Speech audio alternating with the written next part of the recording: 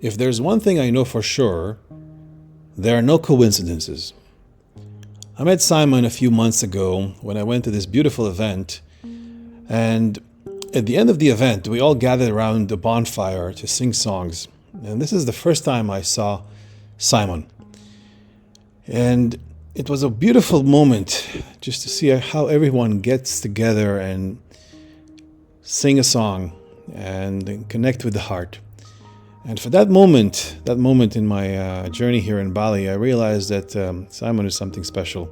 So I really wanted to meet him and have tea with him and talk about life and how to connect to that deeper source of wisdom and how to follow the heart. And this is exactly the same spot where I met him for the first time.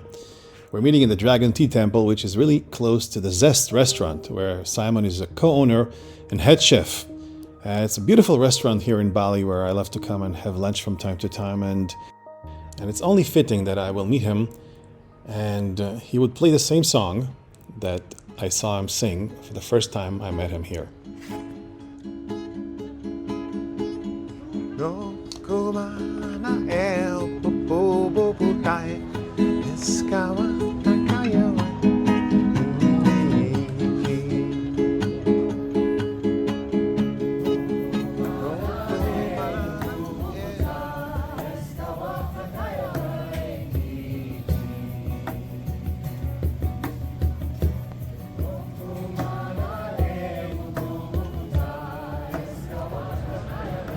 Okay, so what I would like, if it's okay, I want to just to introduce, maybe you can introduce yourself, your name and what you do or anything. Oh, the way I introduce myself is never like that.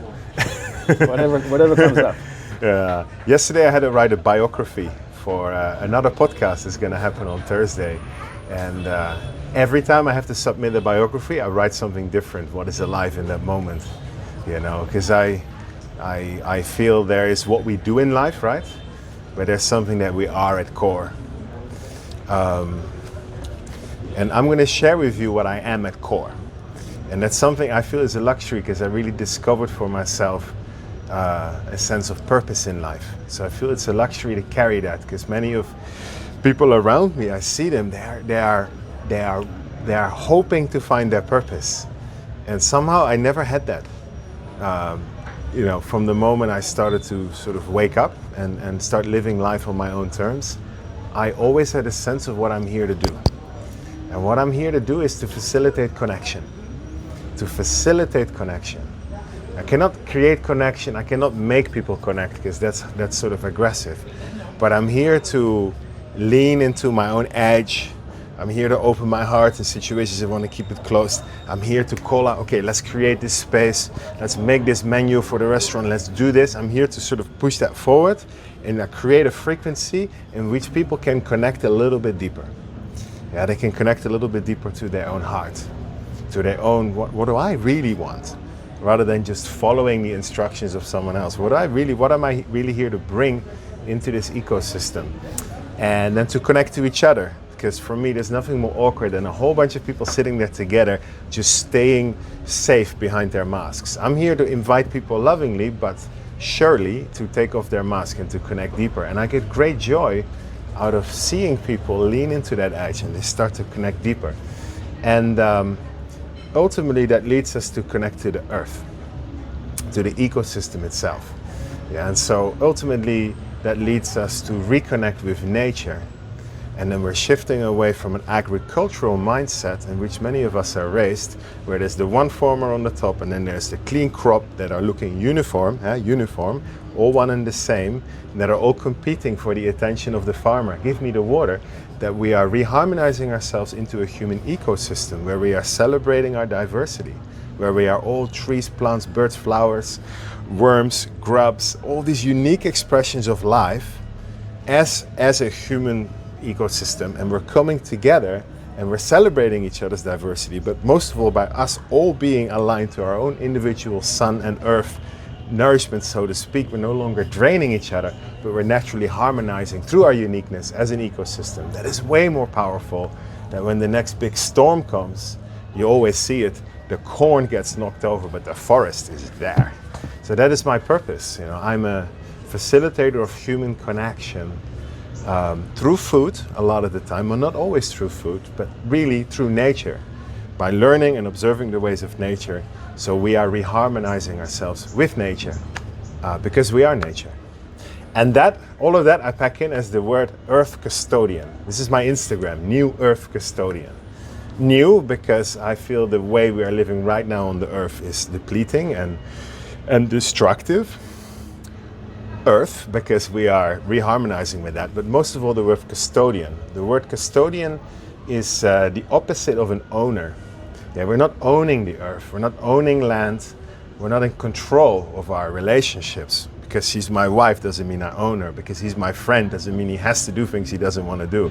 We're becoming custodians to our relationships, to ourselves, each other, and the earth, where we are seeing, wow, I've been granted this relationship. For example, I'm part of this restaurant. I'm granted this leadership relation in this restaurant.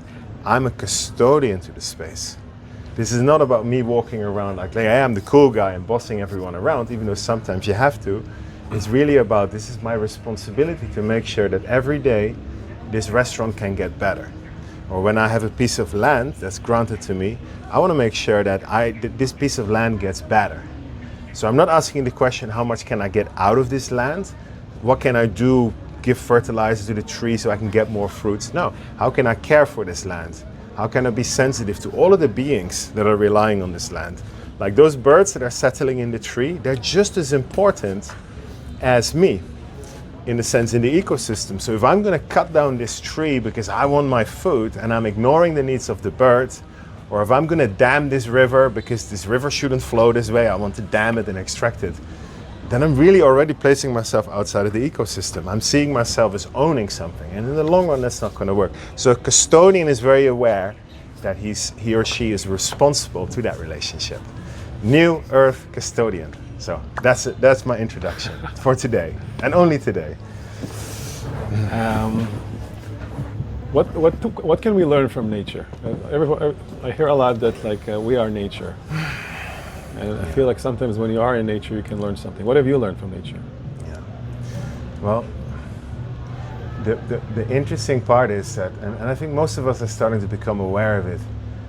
The moment we are born and we're childlike, we're running around nature because we are nature. This is how you learn from nature. We're just constantly in awe. But then the mother comes around and she grabs the child because she's afraid he's going to hurt himself. Oftentimes he goes, oh, be careful. That's a wasp. And that wasp will sting you. And that's a rose that the wasp is on. And she starts defining and starts putting her own fears, with all the respect for mothers and parents, they're all trying our best. But we start putting sort of our own perception of nature onto the child. And the child sort of starts separating itself slightly from nature, because now I know it's a wasp and it's dangerous, or now I know that's a flower. But I feel the way to learn from nature is by being in awe, being receptive. And then the other way is we have to purify ourselves. We have to come to terms with the fact that as humans, we are the ones who sort of strayed away from nature. Yeah, we strayed away from the natural world. Of course, we still are nature.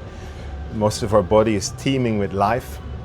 But we strayed away and we tried to separate ourselves from nature through the agricultural system and through technology and all kinds of things. And so our bodies have become desensitized to nature. We don't realize just how sensitive our bodies are. But because the unnatural world is so overwhelming to our nervous system, the smells, the chemical smells, the foods we eat, the amount marketing, the commercials are getting our attention, are constantly driving us into fight or flight mode. We've become so desensitized, really, that when we go into a more natural environment, most of the animals are running away from us and we don't even realize it. We're making so much noise. We're so loud, we're so energetically detached from the whole that it's really hard to actually commune with nature. So I'm still not even saying what we can learn from nature. I'm still talking about how can we learn from nature? Because when, and this has been my journey, when we manage to become still, when we're spending a lot of time in wilder environments relating to the earth, so in my case I've been growing food in an ecosystem for many years, nature starts showing us where we're out of alignment.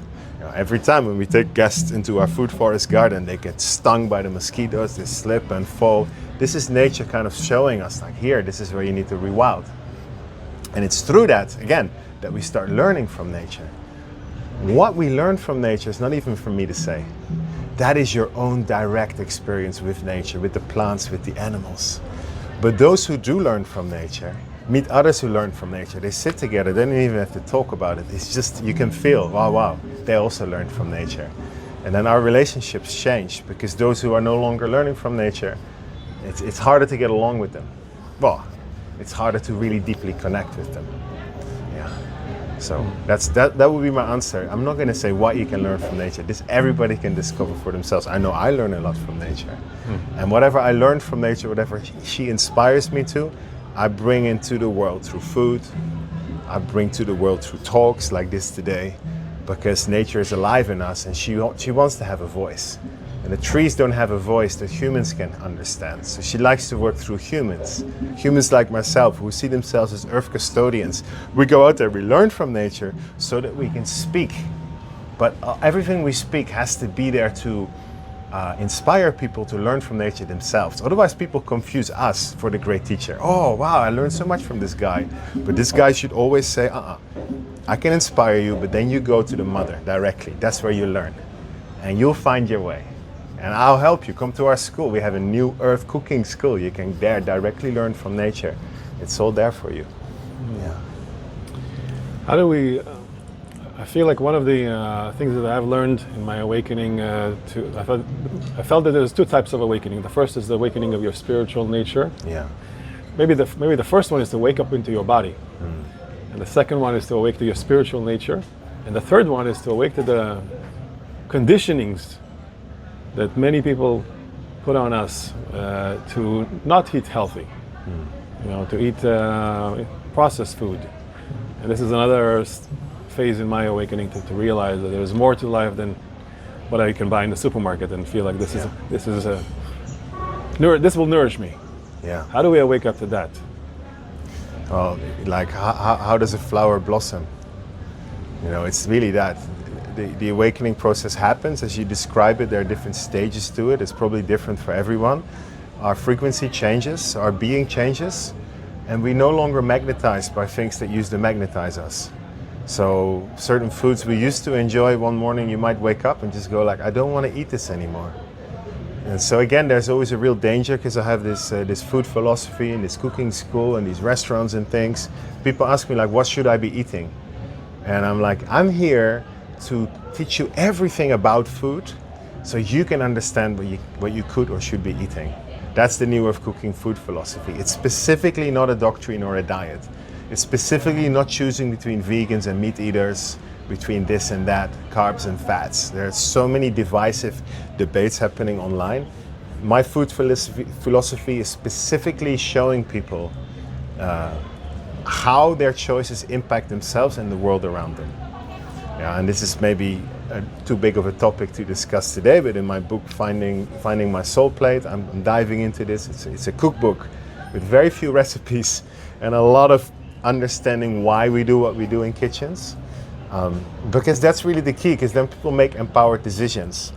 I don't trust myself or anyone to tell people what to eat, because people have to discover for themselves, But I do know that in the awakening process, as we rise our frequency, which is really the only work is to show up for life. Life mirrors to us our state of consciousness, and then we have to become uncomfortable enough by raising our standards of living, like, oh, I don't want this drama in my relationships. I don't want to feel this way after I eat this meal. I don't want to go to this social gathering and be drained the next day. When we become really sort of firm with ourselves, like, I don't want this, I don't want that, I do want this, then as we are raising our frequency by doing that work, which can include fasting, it can include plant medicines, it can include meditation, yoga, you name it, all the practices are there. But ultimately, as a result, our frequency rises, and we'll just make better choices naturally. Everyone does. I don't think anyone needs to be told what to do, ever. We just need to be supported in our awakening process. And that support should come again from ecosystems. That's why I create human circles, where I'm not the teacher and they're all students. I hold the space and the teaching starts to happen like an ecosystem. We're all actually drawing codes of learning from each other, and we're all better off at the end, like a forest. Everyone is better off because we are connected. And that's how we learn. So that level of support is very important in the awakening process. You said something about following the heart. Yeah. And often there's a very strong forces in the duality of mind and heart. Yeah. How do we see the difference and how do we really honor the journey? Is it not about balancing both? Actually, the way I see it, in my experience, the heart is the equalizer, it's the core. The heart is where all the streams come together and they get equalized and harmonized. So for me, the two forces are the mind, which is the masculine, and the gut, and the womb, and where the intuition resides, which we could say is the feminine. And I feel they both come together in the heart. And when they're both balanced, but it's very important that the mind doesn't overrule, because the mind is masculine. He's here to listen through that intuition from the gut and take actions and focuses based on what he's finding there. But when he's influenced from the outside a lot, he starts to detach himself, and then we become mentally driven. A lot of people are so mental because there's so much trauma in the body, and the body is not a nice place to be in. So we live in the mind and we live influenced by the outer world. We lose our grounding, then the trouble starts. So it's really about that.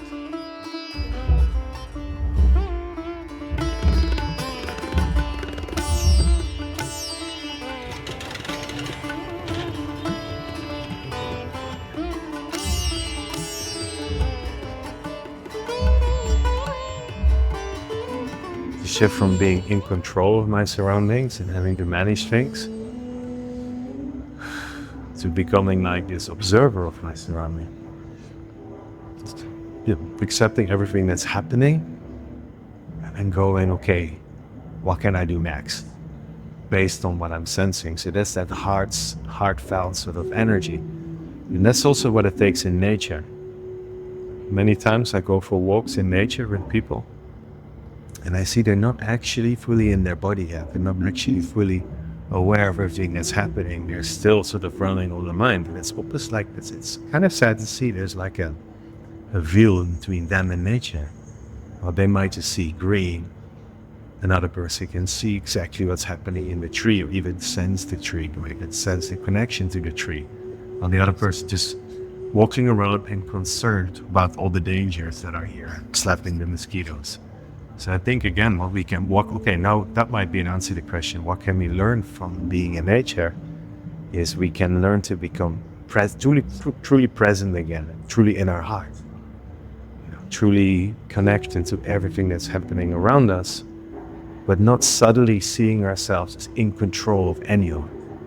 Because of course we're not, we're always subject to everything that's happening. And ironically, in that, life becomes more pleasant, life becomes safer, because little accidents they no longer happen. Ironically, life starts working with us. It's the funniest thing. You give up control, you don't do anything to control, and then life starts. It's almost like the whole time we were in the river anyway, but we were afraid, so we were holding onto the bank of the river and kind of drag the law in life, trying to control the river, and then one day we just go, you know what? To get right into the middle of this crazy river, and I'm gonna raft. I'm gonna go on my back. Off I go, and we'll see where we end up. And then we can start enjoying the rafting, and it's like, wow, this is fun. That's how I see the difference. And that's really about being in the heart. It's not completely being, completely surrendered in the sense that we let everything happen. We can still take action, we can still set boundaries, we can still decide to go a certain way, but all right, we're no longer, on a road pushing a bicycle. We're in the river. We know we're going anyway. We can just steer. I think that will be the difference. There is something to the mind also in this space. Yeah, absolutely. There's like the mind is for me it processes all the information. It's really okay. There's the mind, but then there's the awareness behind the mind, where we decide, I'm not going to let this mind run the show on its own. I'm going to use this mind to respond to the greater needs of the environment that I tune into. That would be the difference. It brings me to the question I wanted to ask you. I'm writing a book. It's called The Art of Not Knowing. Yeah. When you hear the art of not knowing, what is not knowing for you? Because not knowing is to realize that I am like an ant, and I have access as that ant to a greater intelligence that can see my entire ant kingdom from above. And I don't know what this greater intelligence knows, but I can connect to it and let it work through me and do things without knowing the totality of what I'm doing, but knowing and trusting that I'm part of this greater whole. Yeah, that's ecosystem thinking as well. If you end up publishing this book, my name will never be mentioned there. But if I have a little knowing, and that's enough for me, that I could inspire you a little bit, then my work is done. Because whatever I had to bring into the world came through you. This is an example. Wouldn't that be beautiful? You get goosebumps saying it. I have actually no need for anything else but to just go around life and sharing the light and sharing the love. People like yourself, you're doing the same. And there's a greater intelligence that's working through both of us right now that will make sure it spreads and comes into the world. That's reforestation of human consciousness to me. It will spread like a forest. Who planted the forest? Who controls the forest? No one, right? So it's that. The not knowing is to know that we are part of the whole, but we cannot know what the greater intelligence knows. We can know that we're a part of it, and that's good enough. We can dance and enjoy its manifestations. Actually, maybe that's the only thing that we can know. Yeah. But also that there is a motion. Everything that moves. Yeah. So that's also something that I believe that once we connect to, there's a lot of joy in it. Yeah, so there's that inner knowing, but it doesn't know the how necessarily, but it knows that it's there. We can observe that feeling, that passion, that drive. Like you said, I want to write this book, I dream about it. That's a knowing. That's a beautiful knowing. But knowing how it will be published or exactly what and when, I guess that's the part that we can surrender and just stay focused on like the mother doesn't know how the baby's going to be born or when, but she knows she's pregnant, that she knows she's going to birth, but she's going to do that no matter what. And I often feel when I create, and I'm part of the creational process, even birthing it, I just have this feeling, I am pregnant with this new thing. And it's very intense, and I really enjoy the process. But it's not me, and I'm not in control of it. I'm birthing this. What is creativity for you? How do you manage creativity? And I love this question because when I feel creative, I truly believe it's the voice of the greater knowing that wants to speak through me for reasons that are greater than I can understand. So that's creativity for me. When that creative spark comes in me, it's not from the mind. It has to come from a different frequency, from a different brainwave as well. It's childlike. And I never do it for an agenda. So I don't create so it will make me money or make me popular. I create because this is what I want to do. Now it's nice when there's an audience who can receive my creation, absolutely, because the energy can flow. But most of all, I don't do it for approval. I do this because I need to create. That to me is pure creativity. It's the voice of God that wants to come into the world. So when we do something creative, like an artist, it's beautiful. Sometimes then people observe whatever we're creating and they will copy it because they can see the effect it has. So when you see content creators online now, they're usually not really creators. They're just copiers of concepts, and they bring that content into the world. But if their agenda isn't pure, divine sort of like creativity, but the agenda is removed from the whole ecosystem. Like, I just want to build my own multi-billion-dollar business and I don't care about the rest. And it's like a cancer cell in your human body. It starts growing off on its own. So I don't mistake that creativity, because it's not, for pure creativity. I believe pure creativity is the song of the bird. It's a pure song that wants to come through a human. Shouldn't really have to put a record deal to that or copyright. It just wants to be heard. Now, sometimes it helps, it can spread into the world through a commercial channel. I'm not saying it's wrong, but you get the point. that is pure creativity, and it's magnetizing because we can hear and feel the voice of the divine in it. That's that creativity, wow. And it has a bigger purpose than the creator or the channel often understands. And Bob Marley didn't know how much his music would affect the whole world after his death, but he was surely in that creative channel. Just bringing that music no matter what. He didn't care if they would pay him. You can see he was that pure creator. And that music was so unique and so magnetizing. Even if you were to copy it, call it reggae music, it wouldn't be the same. That pure channel. Yeah, so that's creativity to me, and it's hugely important that we create, because that creation creates diversity, and diversity is the voice of God expressed in so many different ways.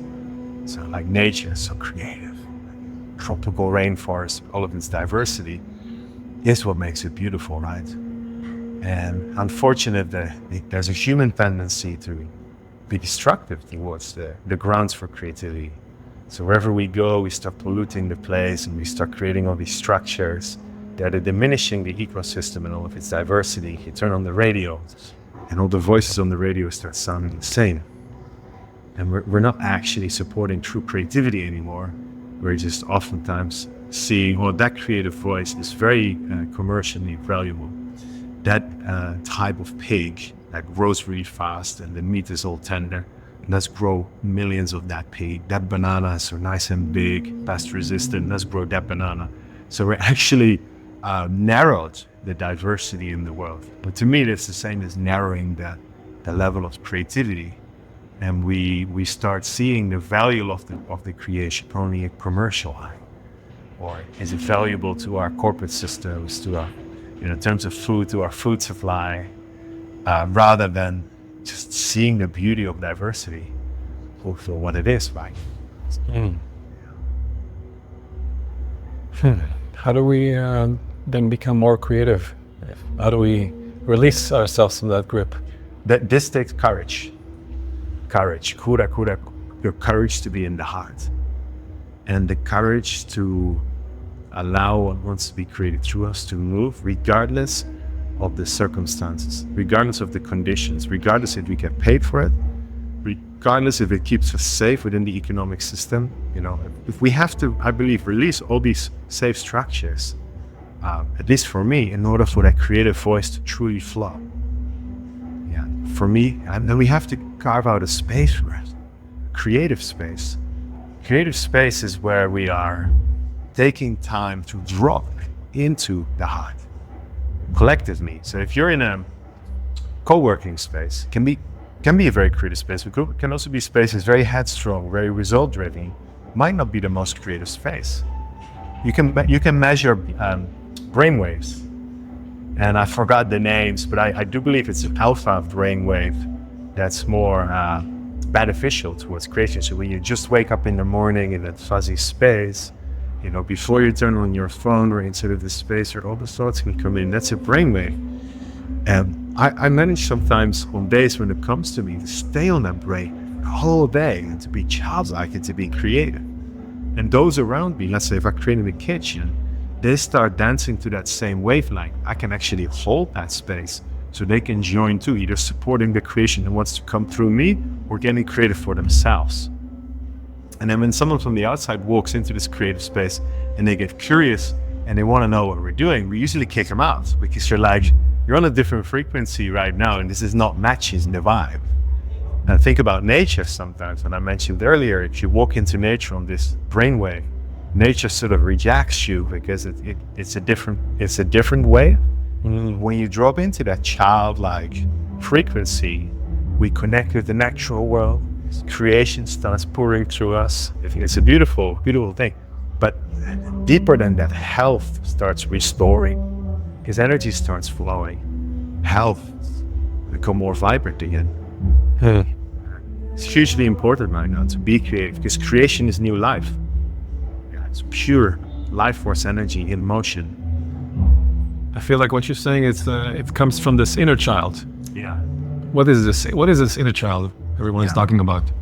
Well, for me, I carry the father, the mother, and the child all inside of me. Yeah, so there are days where I'm on a father energy, there are days where I'm on mother energy, and there are days where I'm on a child energy. And instead of saying this child has to grow up into a father and a father only, I see them as a holy trinity inside of me, where I have a masculine side and a feminine side that harmonize, that protect this child. So when he feels safe, he can come out and create. So my inner child is that innocent version of me, or when I was young, that is still there as that energy. The healing that had to happen was the childhood trauma that I had to work through, and all the times where that child wasn't made to feel safe and loved and nourished, and all the times this child was in its distorted version looking into the world to get his needs met. And when I started caring for all of that, it became safe again, and this triangle literally healed. And it had to do with codependency in relationships. It had to do with the way it was responding to feedback from people. Now my job is to keep this inner child safe, my masculine and my feminine. So it is the one who is creating a lot of the time. And I help other people to reconnect to their inner child, because I believe it's the pinnacle of spirituality, to let the inner child shine. There's nothing childlike about it. There's nothing immature. There's nothing undesirable about it. It's actually a very important part of us that will shine for our entire life, hopefully. And most of us need a lot of inner child work, because we've suppressed these parts of us, because the system doesn't welcome it. I mean, what's a playful child gonna do if you're working on the production line of a big company? You're just producing. We don't want your inner child here. We don't want your creativity. We don't want your feelings. We don't want your tears. We just want your productive power. Whilst I believe in nature, all of it is welcome, all those parts.